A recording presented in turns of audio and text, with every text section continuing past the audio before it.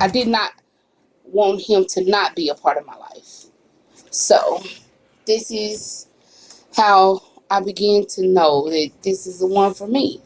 He, he cared for the thing. He cared for me. He he cared about the things that concerned me. He was ready to protect me. He was ready to be there with me. He was ready to take care of me. He was ready to do the things that I felt like a husband or covering should be ready to do. And it was at that moment that I was like, okay, maybe I maybe I could see myself with him for real. But when I first wanted him, when I wanted him, he didn't want me to want him. And I was like, I'm gonna get you because I always get what I want. And I got him.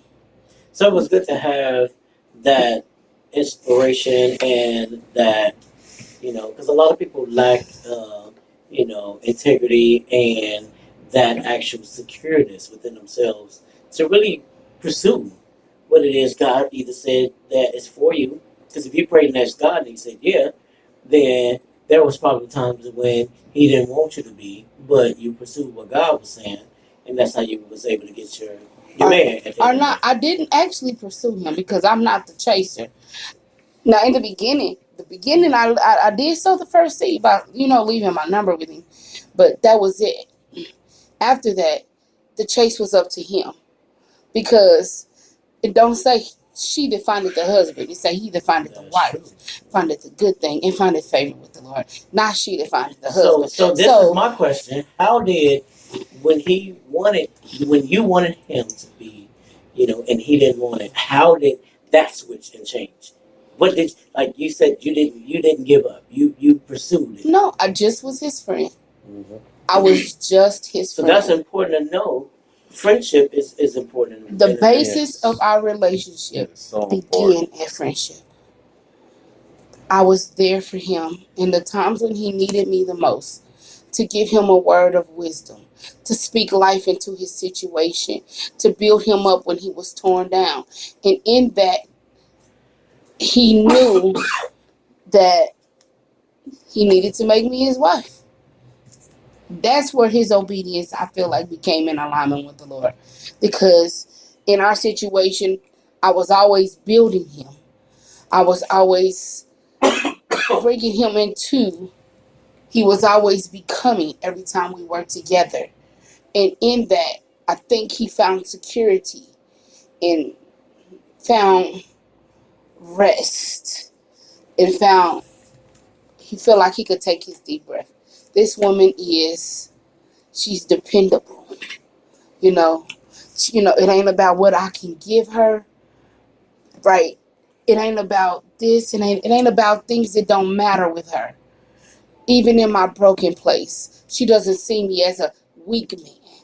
She still is able to speak some strength into me in my moments of downness and whatever. And that was just as friends. Nothing. We were not lovers. We had not been together.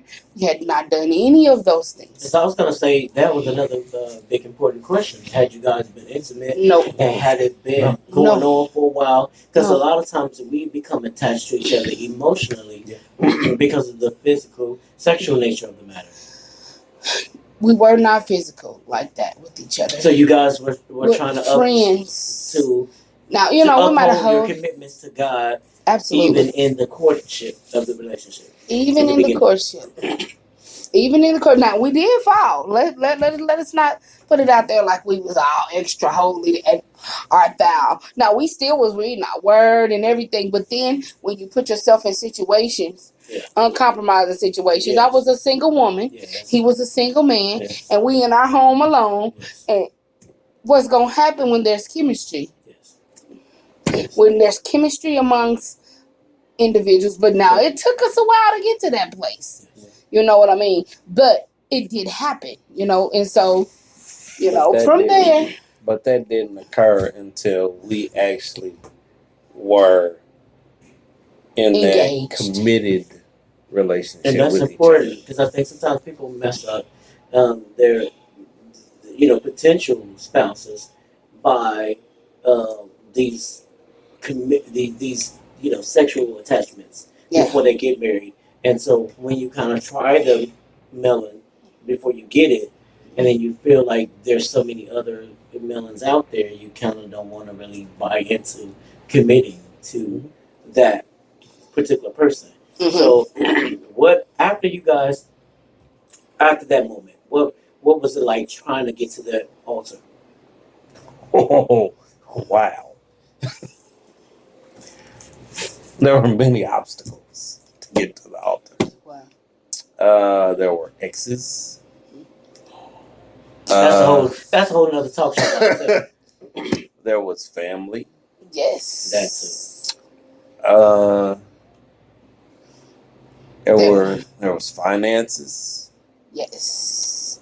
But even through all those obstacles, God made a way for us to have a beautiful wedding. Amen. Beautiful wedding. Amen.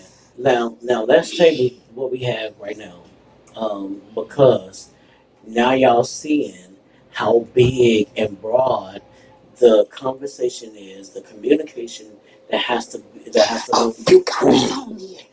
No, this is still. You got us on This is still my regular video.